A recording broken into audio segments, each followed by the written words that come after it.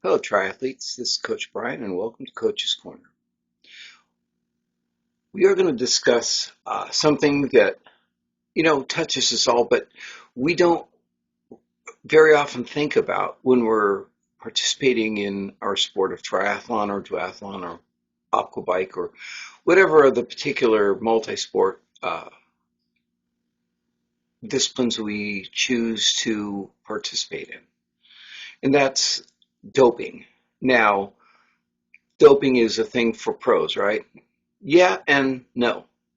Doping is something that we should all take into account because it's part of the sport to compete cleanly and not have an unfair advantage. As a an official, when I officiate, my job is to enforce rules. Now, it's not my purview to participate in enforcing anti-doping, but if it were to come up, I still have to know the rules. So, what about anti-doping? There's an article in this quarter's, the fall issue of USA Tri magazine. If you're an annual member of USA Triathlon, you're going to get this magazine on a quarterly basis. If you just bought a one-day pass to participate in a race, you're not going to get it.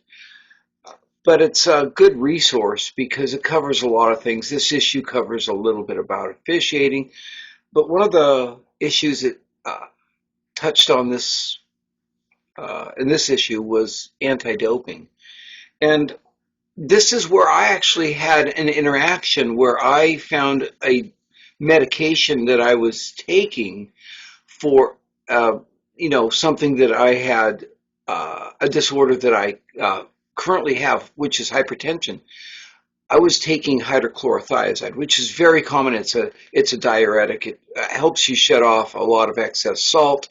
And as a triathlete, I tend to use a lot more salt, but this can have an effect on your performance. Not so much your performance, but it's a masking agent because you urinate out a lot more of whatever you're taking, including the salts, but of course any other electrolytes and any of the potential uh, performance enhancing medications or drugs you may be using if you're using some. And so the article came out, and um, they're quoting Tammy Hansen from the USA anti-doping agent, USADA, which USA Triathlon contracts with.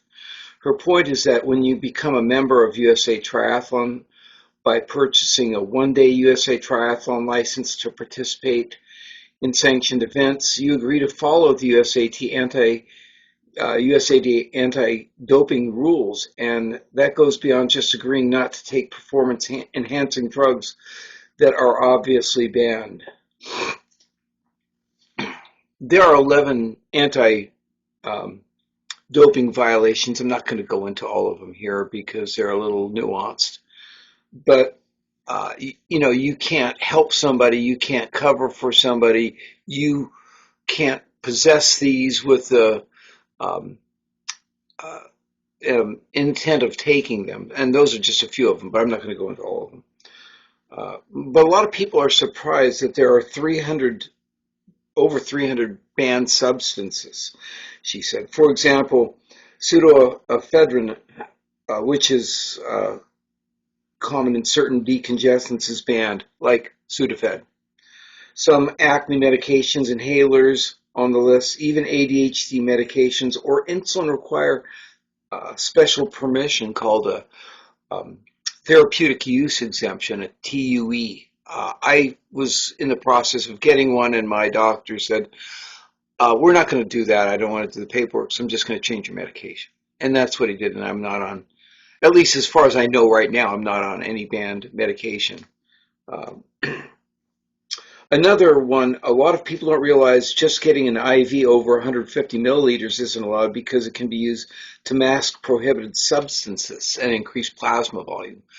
This is where substances that help you hide or increasing plasma volume can help you get um, uh, an advantage, an unfair advantage.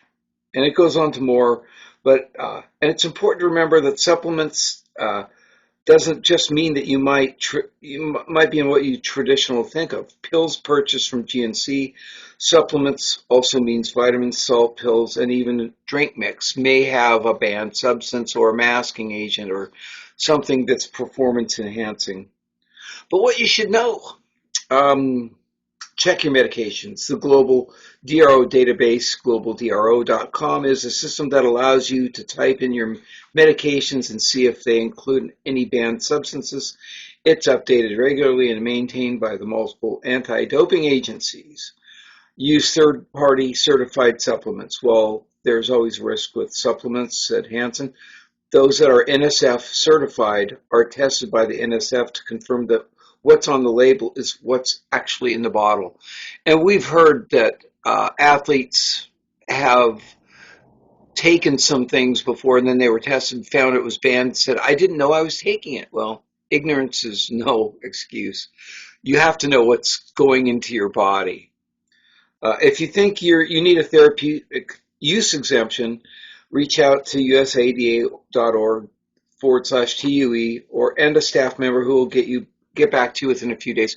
You can also find these things online. You can just download them, print them out, or even electronically mail them over to your doctor. Say, hey, can you fill this out for me? See something, say something. USADA also runs a Play Clean Tip Center where you can submit tips by email, text, mail, or phone. So there's a way if somebody is cheating, and I'm not endorsing tattling on somebody, but if somebody is really trying to uh, uh, get a leg up on the competition, it's not worth it. We do this for fun. We don't, it's our playtime. We're not spending a ton of money to try to win. We shouldn't be unless we're just trying to make our body bigger, faster, stronger by organic means, not by use of doping or anything else other than that. We want to make sure we're playing fair, we're fighting fair. It's important that we keep a level playing field and we're fair for everybody else. This, we're trying to draw people into the sport, make this sport bigger, more fun, more robust. And when we allow cheating, it just defies that effort. So what we want to do is we want to make the sport clean. We want to keep it clean for all of us. And there's a method. If you need a medication where you can get it for your own health, uh, there's times I've had surgeries. I've had this, obviously I had Achilles surgery. I was out for 8 months. There's no way that any of those medications, many of which were banned, would be into my system 8 months later. And so I didn't need a therapeutic use exemption because I was out of competition. I actually notified USAT that I wasn't going to be competing. I also couldn't officiate or do anything other than sit and help at registration during that time. And I did with a cast on my leg. And it was not fun, but I stayed in the sport. I supported the sport. And I encourage all of you, if you're not competing, actively stay involved in the sport. Well, if you have any questions, leave them in the comments. I'm going to try to put some of the stuff in the comments in my little write-up where I can give you a little bit of advice and also maybe a few links where you can find some of the stuff online, especially at TUE, because that's important because a lot of age groupers are on medications and things like hypertension, heart disease. They're on various things, and you need to know what's banned, what's not. It's also good to know what you're putting in your body anyway. So look at your supplements. Look at the medications that you're taking for a cold. I know that if I take a Sudafed, it hypes me up forever. And I don't like the feeling, but I feel like I'm just an amazing athlete. And that's the reason why it's banned. It's a performance enhancer. And it's an everyday decongestants that we see on the shelf. So you probably may even have some in your medicine cabinet. So take a look. It doesn't take a lot of time. You find a database, just type in the medication. It'll come up whether it's banned or not. It's pretty easy. All right. All right. We'll see you next time. Bye.